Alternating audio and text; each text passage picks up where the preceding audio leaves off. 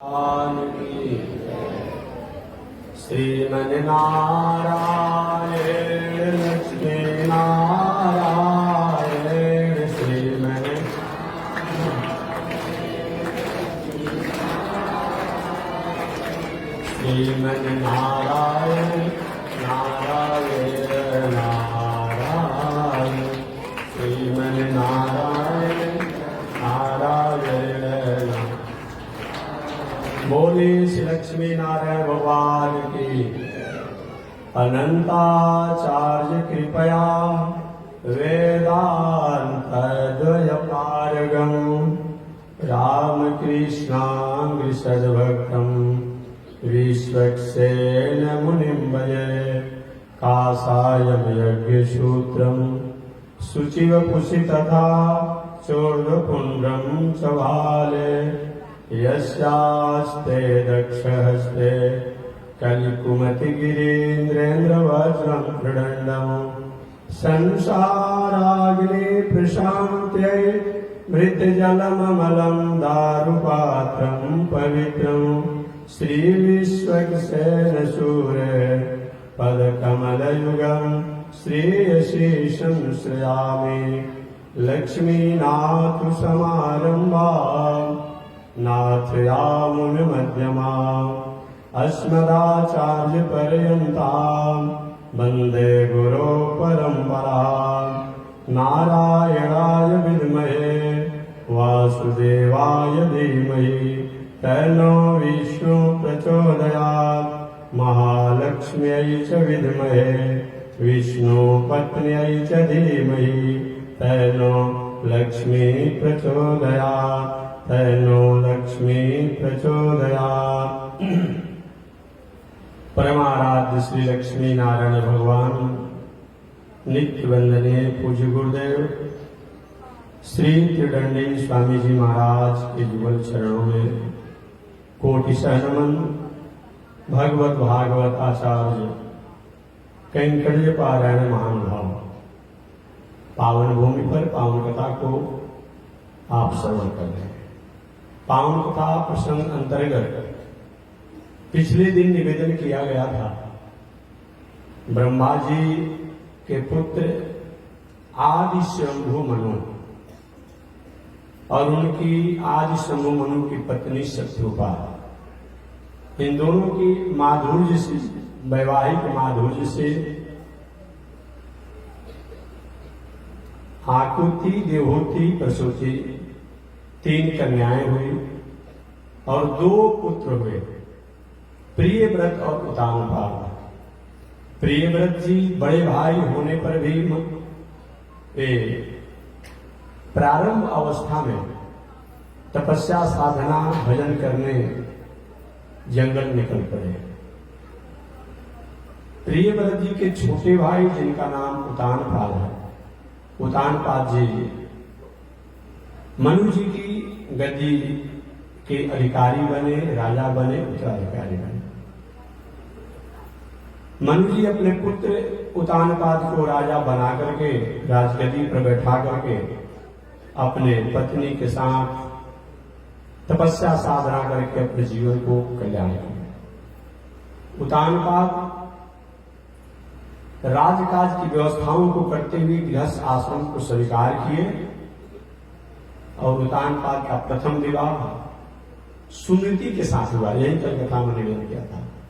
सुनीति के साथ। सुनीति का मतलब क्या होता है? जिसका सुंदर नीति हो, जो सुंदर नीति पर जीवन जीने वाले हो। ऐसे सुनीति के साथ उतानपाद जी विवाह करके वैवाहिक माधुर्य से जीवन जीने लगे। राज काज की व्यवस्था को मर्यादा और मर्यादित रूप से चलाने लगे। समय बीतते चला गया। उतानपाद को अपनी बड़ी रानी सुनीति से कोई पुत्र नहीं हुआ। थोड़ी सी मन में उदासी रहते थे कि आगे मेरी बार इस राज की विरासत को, सिंहासन की विरासत को कौन संभालेगा। इसी चिंता में कभी कभी प्रजा मंत्री, रानी, राजा लोग रहा करते थे। एक बार उत्तानपाद जी घूमते हुए अपने राज्य से बाहर दूसरे देशों में चले गए, दूसरे राजा के क्षेत्रों में चले गए। अब जब वहां गए तो वहां के राजा की बेटी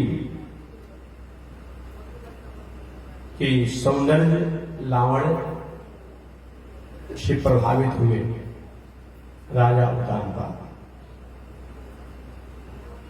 और प्रभावित होकर के प्रस्ताव रखे, मैं आपकी बेटी से विवाह करना चाहता हूं।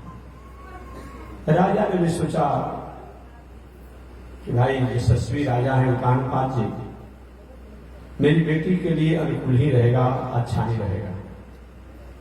वही राजा ने अपनी बेटी सुरुचि का विवाह उत्तानपाद के साथ कर दिया। उत्तानपाद अपनी दूसरी पत्नी को लेकर के रथ पर बैठा करके राज में प्रवेश किए। तो लोगों को हुआ कि भाई कुछ दिनों के बाद घूम करके आ रहे हैं तो स्वागत करना चाहिए। यह भावना करके आजा गाजा बाजा हाथी घोड़ा के साथ जगह जगह पर मंदिरवार, तोरण द्वार सब लगे थे। राजा साहब भी हैरान हो गए, कह रहे भाई मैं रहने वाला सब यहीं का राजा हूं, मेरे प्रजा हैं, मेरे मंत्री हैं, मेरे सेवक हैं, मेरे लोग हैं, आखिर ऐसा स्वागत क्यों कर रहे हैं? हो सकता है राज से गए कुछ दिन हो गया, पुनः लौट करके आ रहे हैं, अतः ऐसा स्वागत कर रहे हैं। अब दूसरा मन में यही भावना हुआ कि हो सकता है कहीं दूसरा विवाह करके आ रहे हैं, इसके लिए कहीं स्वागत करते होंगे। जे भी और नजदीक है राज में, तो सब लोगों ने कहा महाराज आपका स्वागत हो, आपका धन्यवाद हो, आपका अभिनंदन हो। उत्तानपाद ने कहा अभिनंदन किस लिए करना चाहते हैं? कि महाराज आप पिता बनने वाले हैं। पिता बनने वाले हैं? हाँ, आपकी बड़ी रानी सुनीति जी को सुंदर पुत्र प्राप्ति का अधिकार हो गया है। भीतर से तो उत्तानपाद जी को प्रसन्नता है। यदि सुनीति से कोई संतान की उम्मीदें नहीं थी, वो संतान होने का उम्मीद है, लेकिन बाहर से उदासी भी है, क्यों तो काम कुछ आगे बढ़ गया है। मैं दूसरा विवाह करके पत्नी को रथ पर बैठा करके जा रहा हूं, अब क्या जवाब देंगे? आए राज में तो दूसरा विवाह जो किए थे जिस राजकुमारी से, जिसका नाम था सुरुचि, प्रथम पत्नी का नाम क्या था? सुनीति, और दूसरी का नाम क्या था? सुरुचि। सुरुचि का मतलब जो अपने रुचि के अनुसार जीवन जिए, वो सुरुचि है। सुनीति का मतलब जो नीति के अनुसार जीवन जिए, वो सुनीति है। सुरुचि जब ही राजभवन में आई, उसी की एक बना करके स्वागत कर रही है, आरती उतार रही है। कौन है? उत्तानपाद ने कहा ये मेरी बड़ी धर्मपत्नी, बड़ी रानी, बड़ी धर्मपत्नी, बड़ी रानी है। सुरुचि ने कहा ऐसा नहीं चलेगा, ऐसा नहीं चलेगा। सुरुचि है ना, अपने रुचि के अनुसार काम करना चाहिए। या तो ये रहेगी या तो मैं रहूंगा। ये आपकी धर्म पत्नी है तो हम कौन है? हमको क्या किसी बाजार से आपने खरीद के लाया है क्या? ये आपकी धर्म पत्नी है, ये आपकी बड़ी रानी है, ये आपकी बड़ी पत्नी है, तो हम कौन है? ऐसा नहीं चलेगा। सुरुचि ने कहा। राजा उत्तानपाद ने तो क्या होना चाहिए? कि आप इसी को रखिए, हमको छुट्टी दे दीजिए, मैं अपने पिता के यहाँ चले जाऊं। अगर हमको रखना है तो इसको राजभवन से कहीं से दूसरी जगह देना पड़ेगा। राजा उत्तानपाद दूसरी पत्नी, छोटी पत्नी सुरुचि की गोरी चमड़ी के प्रति प्रभावित थे। उन्होंने अपनी धर्मपरायणा धर्म पत्नी, सुंदर नीति पर रहने वाली बड़ी पत्नी को राजभवन से निकाल दिया और राजभवन से निकाल करके जहां दास दासियों का रहने का जहां होता है जगह, वही कहा कि यही तुम्हारा जगह है। बड़े लोगों का काम भी बड़े जैसा होता है। आज भी देखते हैं कि एक दो जहां तहां सेवा में उनका होता ही है, एक बहुत कम लोग जान पाते हैं, कुछ लोग जान भी पाते हैं, तो थोड़ा सा उनकी एक मर्यादा होती है। भाई राजा थे, बड़े राजा थे। अब बड़ी रानी को उन्होंने जहां दास दासियां रहती थी वहीं रहने की व्यवस्था कर दी और सुरुचि राजभवन में रहने लगी। समय बीतते चला गया, समय बीतते चला गया और बीतते हुए समय में राजा उत्तानपाद अपनी दूसरी पत्नी सुरुचि जो है उनसे भी वंश विस्तार का अधिकार प्राप्त कराया, पुत्र प्राप्ति का अधिकार प्राप्त कराया। समय से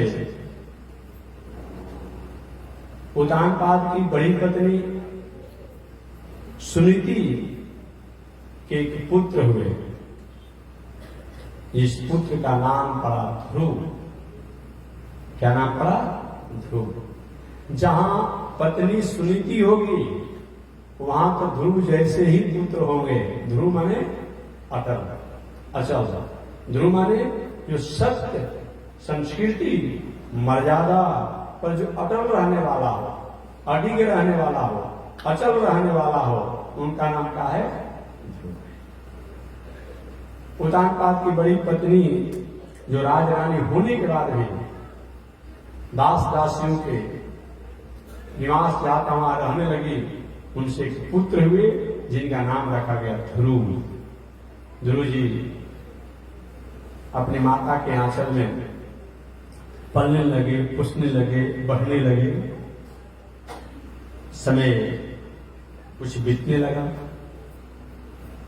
इधर उत्तानपाद ने दूसरा विवाह करके जो सुरुचि के साथ आए थे उससे भी एक संतान हुआ। उन संतान का नाम पड़ा उत्तम। वो भी राजभवन में पलने लगे, पुसने लगे, बढ़ने लगे। समय बीतते चला गया। एक बार ध्रुव जी ने अपनी माता से कहा कि माता जी तुम मेरी माता हो ना? हाँ बेटा, हम तुम्हारी माता हैं। मेरे पिताजी कौन है? अरे छोड़ो ना बेटा पिता के बारे में, मैं तुम्हारी माता हूं ना। मैं कहती हूं तुम्हारी मैं माता हूं, पिता के छोड़ो। जब आते ध्रुव जी वही बात करते कि तुम मेरी माता तो हो, लेकिन मेरे पिता कौन है? मेरे पिता को बताओ। बहुत शिष्ट थी, अनुशासित थी सुनीति कि कैसे मैं अपने पुत्र से कहूं कि तुम्हारे पिता भी राजा हैं, मैं उनकी बड़ी पत्नी हूं। अपनी छोटी पत्नी की भावना में आकर के हमको राजभवन से निष्कासित कर दिया गया है, दास दासियों के जहां निवास से वहां रखा गया है। अरे बेटा मैं तुम्हारी माता हूं। अच्छा वो कौन है? वो तुम्हारी छोटी माता है सुरुचि जी। अच्छा वो उसके गोद में कौन है? वो तुम्हारा छोटा भाई उत्तम है। वो सिंहासन पर कर बैठे हैं। वो जो छोटा बालक उत्तम है उसके पिता है। समझिए कितनी मर्यादा में रह रही है। समय बीतने लगा। ध्रुव जी के मन में एक बात को बार बार तीस रहा करते थे कि मेरे माता है, पिता का माता बता नहीं पा रही है, कहीं न कहीं किसी द्वारा जाना होगा ध्रुव जी कि मेरे पिता भी दूसरा कोई नहीं है, वही जो सिंहासन पर बैठे हैं। 5 वर्ष की अवस्था ध्रुव जी की होगी, 5 से 6 वर्ष की, 5 से 6 वर्ष की अवस्था ध्रुव जी को होगी। एक दिन राजा उत्तानपाद सिंहासन पर बैठे थे, बगल में राजमाता छोटी जो सुरुचि है वो भी राजा के बगल में बैठी है दूसरे आसन पर, और सुरुचि का पुत्र जो उत्तम है वो भी अपनी माता के गोद में है, फिर माता के गोद से पिता के गोद में आ जाते हैं, छोटे बालक हैं। ये भी ध्रुव जी 5 से 6 वर्ष की अवस्था है। अब देखिए कि वो बालक बार बार गोद में बैठ रहा है, तो मैं भी कम से कम उसी गोद में जाकर के बैठूं। अब ध्रुव जी दौड़ते हुए गए और जाकर के पिता के गोद में वो भी बैठ गए। वो बालक उत्तम तो बैठे ही थे, ये भी जाकर के बैठ गए। पिता तो कुछ नहीं बोल पाए, उत्तानपाद कुछ नहीं बोल पाए, लेकिन सौतेली मां जो है, सुरुचि जो है, कहते हैं दुर्बुद्धि बालक, दुर्मते गोद से उतरो, तुम्हें गोद में बैठने का अधिकार नहीं है। ध्रुव जी हैं तुम्हारी राजकुमार हैं, कहेंगे कि मैं नहीं बैठूंगा, क्या मेरे पिता नहीं है? मेरे भी पिता यही हैं। सुरुचि ने कहा तुम्हारे पिता हैं, लेकिन मैं तुम्हारी माता नहीं हूं। अगर तुमको पिता की गोद में बैठना है तो मेरे को माता होना जरूरी है, मैं तुम्हारी माता नहीं हूं, अतः तुम पिता के गोद में नहीं बैठ सकते हो। अगर तुम्हारी इच्छा ही है कि हम पिता की गोद में बैठे, इसके लिए जाओ, पहले तुम तपस्या करो, साधना करो, आराधना करो। और तपस्या साधना आराधना करोगे, भगवान कहीं प्रसन्न होंगे, कहीं शरीर को छोड़ोगे, त्यागोगे, तो त्यागने के बाद पुनः मेरे गर्भ में आओगे, और मेरे गर्भ में आकर के मेरा पुत्र बनोगे, जन्म लोगे, और तब तुम पिता के गोद में बैठोगे। मानो सुरुचि ने भगवान को छोटा बना दिया। साध्य साधना होता है, साध होता है।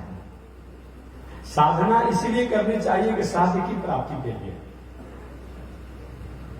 साधना इसलिए करनी चाहिए कि साध्य की प्राप्ति हो। साध्य कौन है?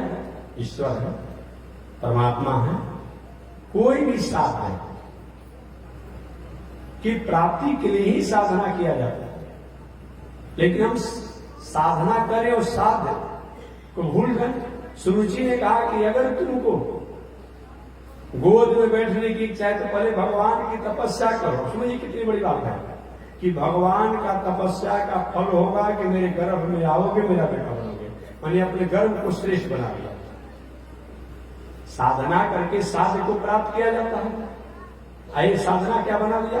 भगवान को साधना बना दिया, आइए अपने गर्भ को साध्य बना दिया कि तुम भगवान की पहले तपस्या करोगे और तपस्या का फल होगा कि तुम मेरे गर्भ में आओगे, मेरा बेटा बनोगे। ध्रुव जी भले छोटे थे, संस्कारी थे, अब ओठ फड़क रहा है, रो रहे हैं, आंख में अश्रुधारा है, बिलख रहे हैं, और वहां से रोते हुए, हालांकि उसमें राजा उत्तानपाद में उस छोटी रानी की भावना में इतनी भावित हो गए थे, कुछ बोल ही नहीं पाए। उनको कहना चाहिए अरे बालक है, बैठिए क्या बोल में, तो क्या दिक्कत है, तो मेरा ही पुत्र है। लेकिन उत्तानपाद बोल नहीं पाए, कह नहीं पाए। ध्रुव जी रोते हुए गए और जाकर के अपनी माता के गोद में बैठकर रोने लगे, जैसे कोई बहुत बड़ा विषैला सांप हो, अगर उस पर डंटे का प्रहार हो जाए और किसी का कहीं चोट लग जाए वो फुफकारता रहता है सर्प। उसी प्रकार से ध्रुव जी मानो ये अपनी माता की वाणी रूपी चोट से घायल होकर के और फुफकार रहे, बार बार वो फड़क रहा है, नेत्र से आंसू गिर रहे हैं और कह रहे हैं मुझे अपमान किया गया, मेरा भगवान को अपमान किया गया, मेरे भगवान को अपमान किया गया, मेरी माता को अपमान किया गया। माता सुनीति ने कहा, अरे बेटा क्या बात है, इस छोटी अवस्था में तुम इतने नाराज हो, रो रहे हो, क्या बात है? कि नहीं, मैं सौतेली माता सुरुचि के पास गया, पिता के गोद में बैठना चाहा, माता ने हमें डांट दिया। क्या कहा बेटा? तुम्हारी माता ने, सौतेली माता ने कहा तुम्हें कहा कि जाओ तुम्हें अगर हमारे गोद पिता के गोद में बैठना है, बोले भगवान की तपस्या करो, तपस्या का फल होगा, अगले जन्म में हमारे गर्भ में आओगे और तब पिता के गोद में बैठोगे। देखिए कितनी माता सुनती अच्छी थी। अरे बेटा ये तुम्हारी सौतेली माता ने कौन गलत बात कह दिया कि इतना तुम नाराज हो? उस भगवान के भजन नहीं तो करने को कहा ना, लेकिन नहीं भगवान को भजन करने को नहीं कहा, उसने तो भगवान को छोटा बना दिया, अपने को बड़ा बना दिया। कहती आगे माता सुनीति ने कहा बेटा जो तुम्हारी सौतेली माता ने कहा है वो ठीक ही कहा है, उसकी भाग्य है बड़ी रानी बनी हुई है और मेरा भाग बड़ी रानी होने के बाद भी मैं दासी बनी हूं। तो ठीक ही उसने कहा। क्या उसने ठीक कहा? और ध्रुव जी अपनी माता से क्या ठीक कहा? ठीक कहा कि ऐसे किसी को पूजा करने को, पाठ करने को, साधना करने का मौका नहीं मिलता है। और तुम्हारी माता ने तो भगवान को भजन तो करने को कहा, भजन तो करने को कहा। ध्रुव जी की माता तुम भी हमको वही बात बता रही हो, भजन करने का। हाँ बेटा भजन करो और भगवान चाहेंगे तो तुम्हारा मंगल होगा। 5 से 6 वर्ष की अवस्था के ध्रुव जी हैं और माता द्वारा सुनकर के ठीक तो तुम्हारी आज्ञा है तो मैं वही करूंगा। आगे चल करके ध्रुव जी गए और वृंदावन के मधुवन में तपस्या करने का तय किया कि वही तपस्या करेंगे। बीच में नारद बाबा से मुलाकात हो गई। नारद बाबा ने कहा, हे राजकुमार कहां जा रहे हो? फिर तपस्या करने जा रहे हैं। नारद जी का, अरे बालक 5-6 वर्ष की अवस्था, रात्रि में हिंसक जीव जब सिहार लगाएंगे, दहाड़ लगाएंगे, आवाज करेंगे, तुम भयभीत हो जाओगे। हिंसक जीव आकर तुम्हें खा जाएंगे, अनेक प्रकार के संकट समस्याएं आएगी। बाघ सिंह सब जंगल में रहते, कहां रहोगे, क्या करोगे? कोई छोटे अवस्था है। सौतेली माता ने कुछ कह ही दिया तो क्या मतलब होता है? लौट जाओ, ऐसा नहीं होता है। अभी छोटे अवस्था में हो, बड़े हो जाओगे तो तपस्या साधना की बात करना। बताओ जब तुम माता की बात को बर्दाश्त नहीं कर पाओगे तो जंगल में हिंसक जीव और तपस्या साधना करने में कितनी बड़ी कठिनाई होती है, कैसे सामना करोगे?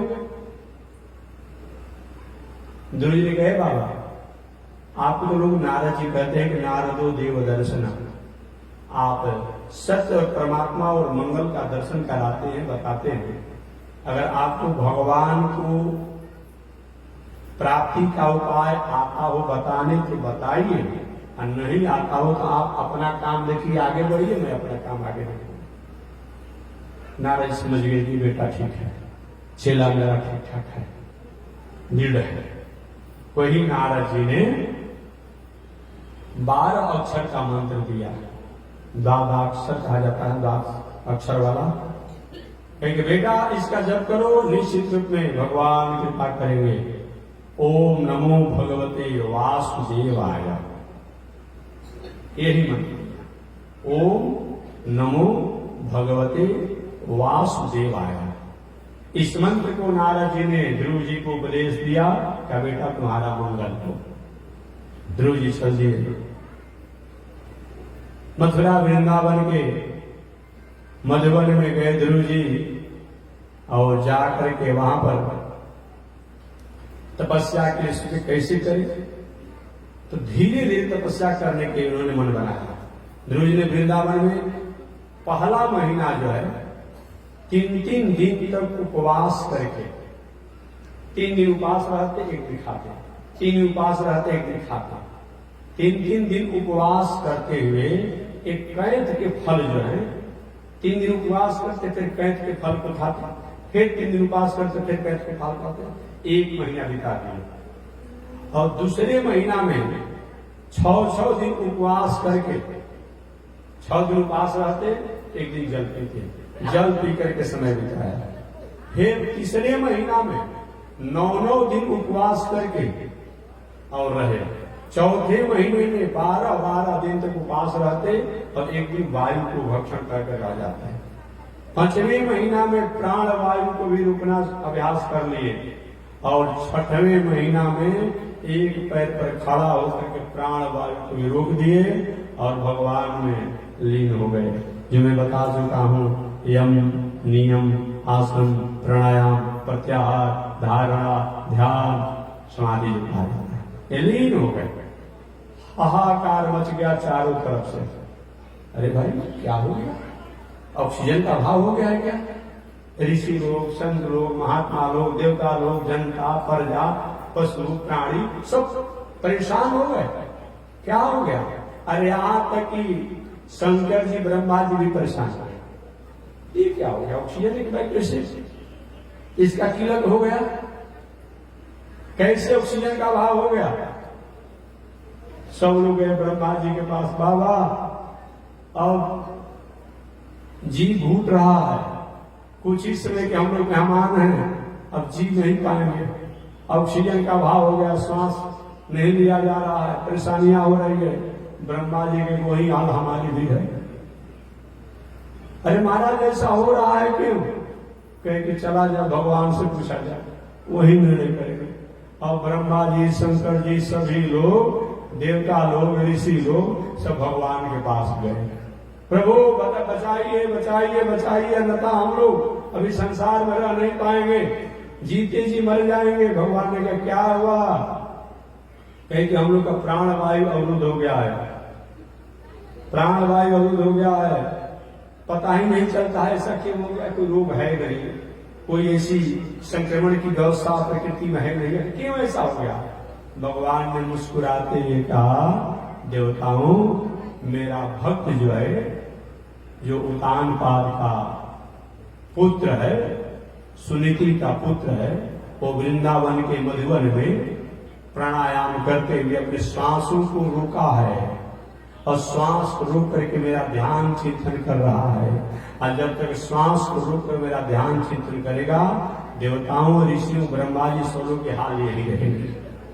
महाराज जल्दी उसको जाकर दर्शन कीजिए और हम लोग पर कृपा कीजिए, न तो हम लोग मर जाएंगे, मारे जाएंगे। भगवान का ठीक है, आप लोग विश्वास करिए, आप जाइए, मैं जा रहा हूं।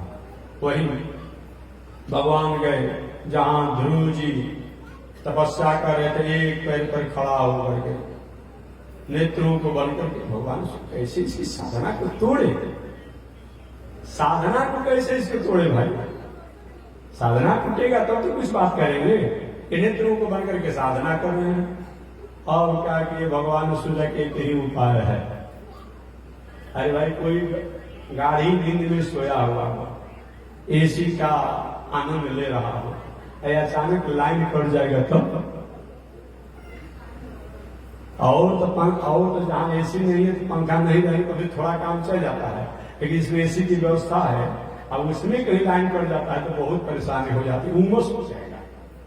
अब क्या होगा? भगवान ने कहा एक ही उपाय है कि जो हमारे स्वरूप को ये ध्रुव ध्यान करके निमग्न है, प्राण वायु को रोके हुए हैं, तो क्यों न हम अपना स्वरूप को हृदय से हटा लें। और जब स्वरूप को हटा लेंगे तो हमारे स्वरूप को पता करने के लिए, दिखने के लिए चारों तरफ दिखने लगेंगे। और वही भगवान ने किया। ध्रुव जी जो ध्यान कर रहे थे भगवान के स्वरूप को, कि भगवान का चतुर्भुज रूप है, घुंघराला बाल है, सांवला शरीर है, मोती के समान दांत है, बिंब फल के समान ओष्ठ है, मृगा के नेत्र के समान नेत्र है, बटुआ के समान सुंदर गोला मुंह है, पीताम्बर पहने हुए हैं, शंख चक्र गदा पद्म लिए हुए हैं, मन में मुस्कुरा रहे हैं। ऐसे सुगा के ठोर के समान नाक है। ऐसे भगवान के सुंदर स्वरूप जो था वो अचानक गायब हो गए ध्रुव जी के ध्यान से, हृदय से। अब गायब जब हो गई तो हो जाए वो कहाँ चली गई छवि। अब नेत्र को खोले, तब नेत्र को खोले तो सामने देखे कि जी छवि का मैं हृदय में ध्यान कर रहा था, वो छवि सामने खड़ी है, सामने खड़ी है। भगवान ध्रुव जी को देख रहे हैं, ध्रुव जी भगवान को देख रहे हैं, ध्रुव जी भगवान को देख रहे हैं, भगवान ध्रुव जी को देख रहे हैं। बात समझ गए। अब ध्रुव पहले कुछ बोले तब तो, ध्रुव जी बोले तो कैसे बोले? 5-6 वर्ष की अवस्था में है, क्या बोले? क्या बोले? 5-6 वर्ष की अवस्था में है, कैसे स्तुति किया जाता है समझ ही नहीं पा रहे हैं ध्रुव जी। भगवान ने अपने शंख को ध्रुव जी के गाल में स्पर्श कर दिया और गाल में जो ही स्पर्श किया और ध्रुव जी का बाड़ी खुल गया, बाड़ी खुल गया और ध्रुव जी स्तुति करना शुरू कर दिए। ये भगवान का शंख जो है ये केवल आयु ही नहीं है। हमेशा कभी कभी मैं निवेदन करता हूं कि भगवान का चक्र है, भगवान का शंख है, ये केवल आयु का ही काम नहीं करता है। अस्फुरत सहस्रार सिखाते तीव्रम सुदर्शनम भास्कर कोटि तुल्यम सुरदिशां प्राण विनाश विष्णु चक्रम सदाहम शरणं प्रपद्ये विष्णु मुखो था नीलपूरी तस्य जस्य ध्वनिर्दानवदर्पहंता तम पांचजन्यम शशिकोटि शुभ्रम शंखम सदाहम शरणं प्रपद्ये। ये भगवान का शंख जो है क्या है? ये दुष्टों को दमन करने वाला, भक्तों को मंगल करने वाला है, ज्ञान का सूचक है। यही भगवान ने अपना शंख स्पर्श किया, अब ध्रुव जी के कंठ खोल गए। भगवान कहते कि अरे भोला भंडारी कुछ कहो तो। ध्रुव जी कहते कहे क्या कहे, कहने आए तब तो कहे। भगवान ने शंख का स्पर्श किया और ध्रुव जी की वाणी जब खुल गई, भगवान ने बेटा मैं तुम्हारी तपस्या से प्रसन्न हूं, मैं तुम्हारी तपस्या से प्रसन्न हूं। तपस्या तो बहुत से लोग करते हैं, बहुत से लोग किए हैं, लेकिन तुम्हारा जैसा तपस्या और तपस्वी मैंने नहीं देखा।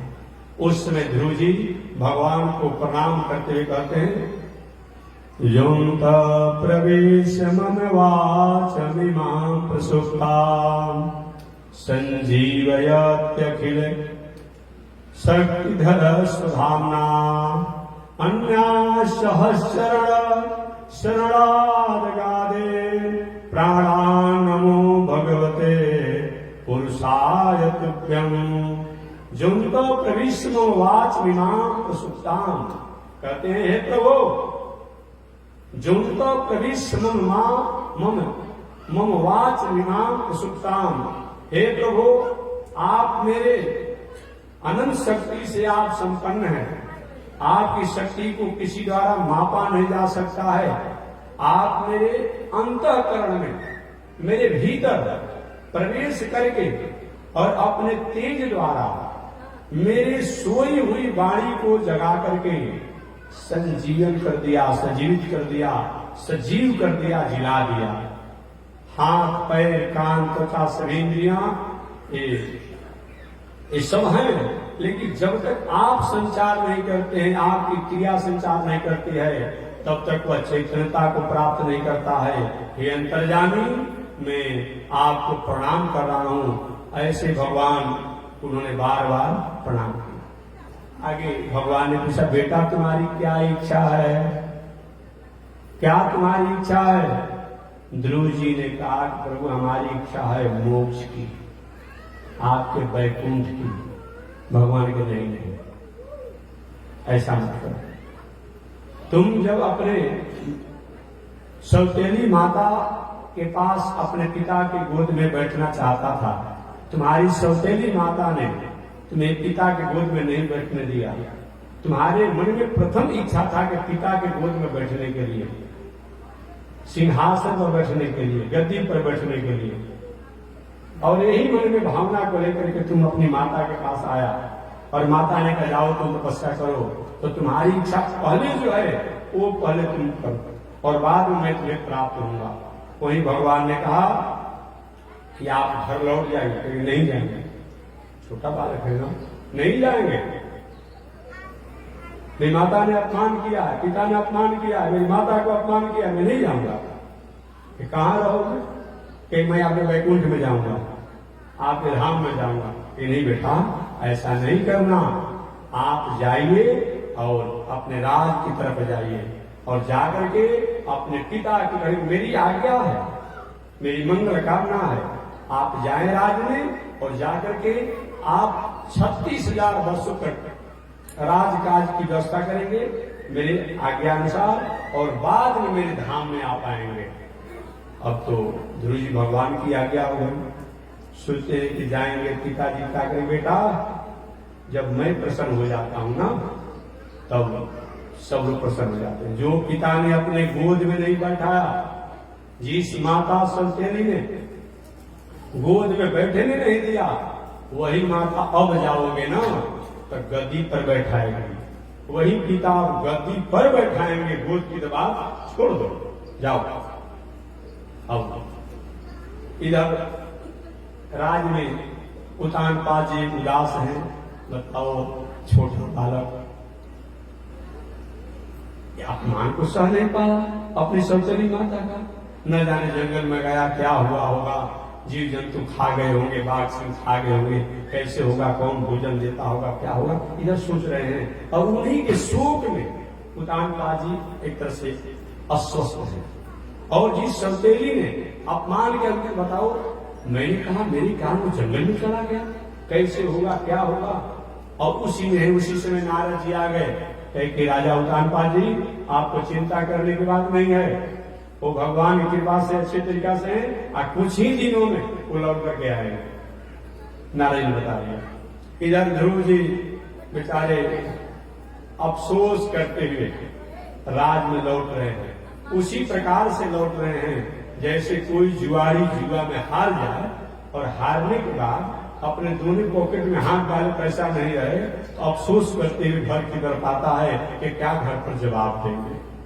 ध्रुव जी की बताओ, भगवान के मिलने के बाद भी मैंने भगवान को छोड़ दिया, अरे संसारिक व्यवस्थाओं में मैं लग गया, अफसोस कर रहे हैं। और आए जी भी नारद जी ने पहले सूचना दे दिया था, राज के सीमा क्षेत्र में आए उतानपाद जी बहुत तैयारी किए, बहुत तैयारी किए थे, आजा गाजा बाजा जनता को लेकर के और हाथी को सजा करके और अगवानी में ध्रुव जी को आया गया।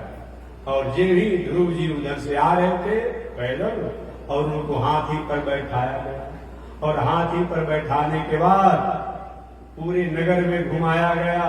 और घुमाने के बाद उतानपाद जी कहे, बेटा गोद की बात छोड़ो, मैं तुम्हें गद्दी देना चाहता हूं, गोद की बात छोड़ दो, मैं तुम्हें गद्दी देना चाहता हूं। वही उतानपाद ने ध्रुव जी को गद्दी पर बैठा दिया, राजा बना दिया। छोटे अवस्था बहुत छोटा है ना, छोटे अवस्था में गद्दी पर बैठा दिया और बैठा करके, और उस समय जो सुरुचि जो विरोध कर रही थी वो भी बढ़िया से अभिवादन किया। और राजा उतानपाद कुछ दिनों तक राजकाज की व्यवस्था को, सारा काम तो मंत्री ने करता है, भले कोई राजा हो कुछ भी, सारा काम तो मंत्री लोग करते हैं और कर्मचारी करते हैं। उतानपाद और सुरुचि अपने रह रहे हैं। अचानक एक दिन सुरुचि के पुत्र जिनका नाम उत्तम है, विवाह अभी नहीं हुआ था, यक्षों से जाकर के भिड़ गए और यक्षों से जाकर के भिड़ गए, झगड़ा कर दिए। और झगड़ा जब कर देते यक्षों ने उनको मार डाला। मार डाला तो अपने पुत्र के शोक में वियोग में सुरुचि जो है कि मेरा पुत्र ही नहीं रहा, अब मेरे जीवन का क्या मतलब होता है। इस प्रकार एक दिन वह भी सुरुचि अपने जीवन को त्याग दिया। इधर राजा उतानपाद सोचे, अब मुझे रहने की कोई उचित नहीं, मेरा पुत्र राज का संभालेगा। ये भी जंगल की राह पकड़ लिए और जाकर तपस्या साधना करते हुए अपना जीवन उतानबाजी जीने लगे।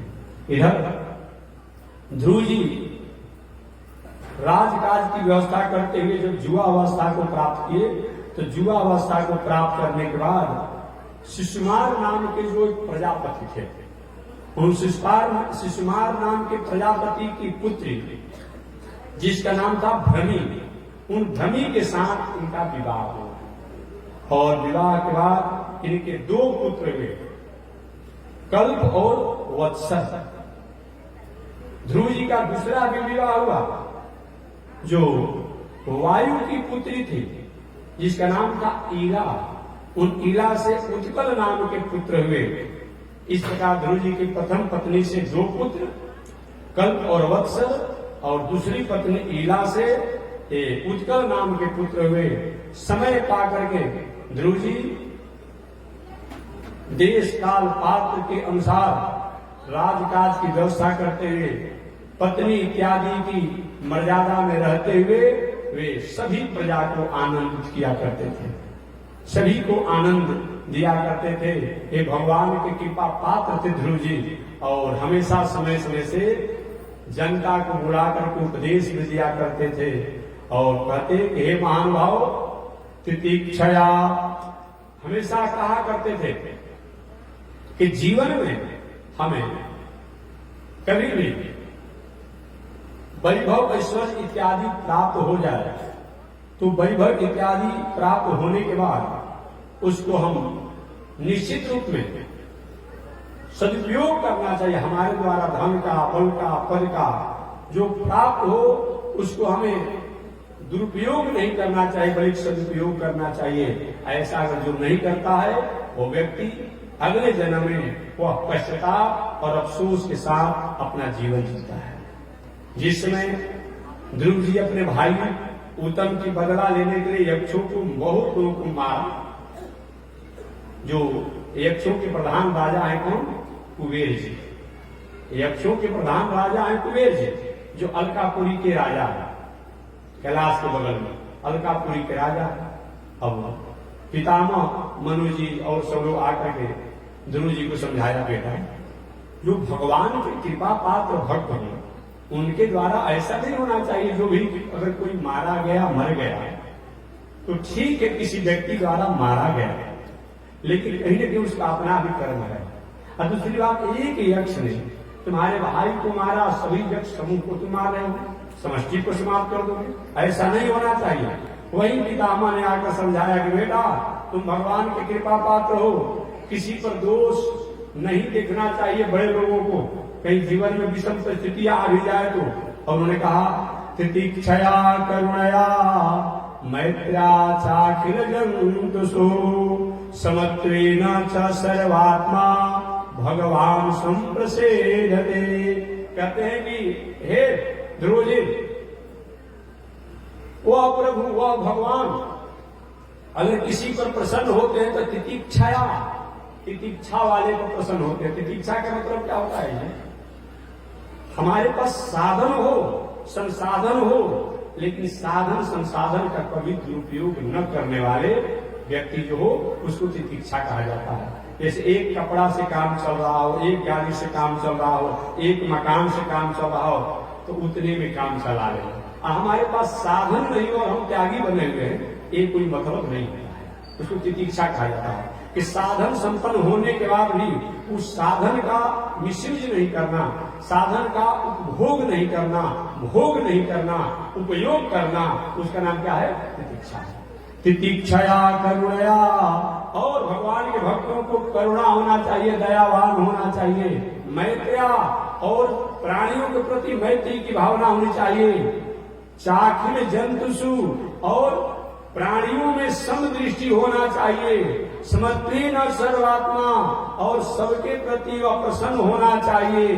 भगवान संप्रसेदति, ऐसे जो दिनचर्या से जीने वाला है उस पर भगवान प्रसन्न होते हैं। इस प्रकार ध्रुव जी ने अनेक यज्ञ आदि किया, तो इसकी कथा कल मैं निवेदन करूंगा। और ये सब करने के बाद ध्रुव जी 36,000 वर्षों तक शासन करने के बाद अपने पुत्र को राजगद्दी पर बैठाए और राजगद्दी पर बैठाने के बाद पुनः तपस्या साधना करते हुए अपना कल्याण किए। इस शेष चर्चा कल मैं करूंगा, आज इसी के साथ मान लिया। श्रीमन नारायण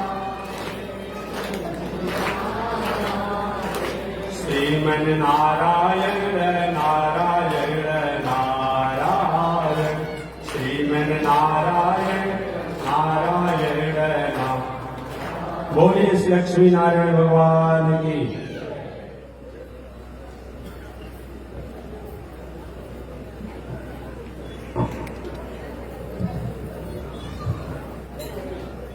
ओम चंद्रमा मनसो जात चक्षो सूरजो अजायत श्रोत्राद्वायुष प्राण समुखादग्निरजायत श्रीशते लक्ष्मी शवर्ण्या बहुरात्रे आरुष्य नक्षत्राणि रूपमस्मिनौ व्यातं ईश्वरे निगाढा मयि गाढ सर्वलोकं मयि गाढ कासायं यज्ञसूत्रं शुचिवपुषि तथा चोटपुण्ड्रं च बाल यस्यास्ते दक्षस्ते कलिकुमचिगिरीन्द्रेन्द्रवज्रं त्रिदण्डं संसाराग्नि प्रशान्त्यै मृतजलममलं दारुपात्रं पवित्रं श्रीविश्वक्सेन सूर्ये पदकमलयुगं श्रेयसे संश्रयामि अमर्यादशूर्णश्चलमतिरसोयाव्रतवगो कृतघ्नो दुरमानि स्मर परवशो वञ्चन पर निशंसाभावेश कथमामितो दुःखजलदे रपारादुत्रीरस्तव परिचरेयं शरणयो। लक्ष्मी नारायण भगवान की, विश्व जगदाचार्य श्री दंडी स्वामी महाराज की। हरि ओम। शांति शांति शांति।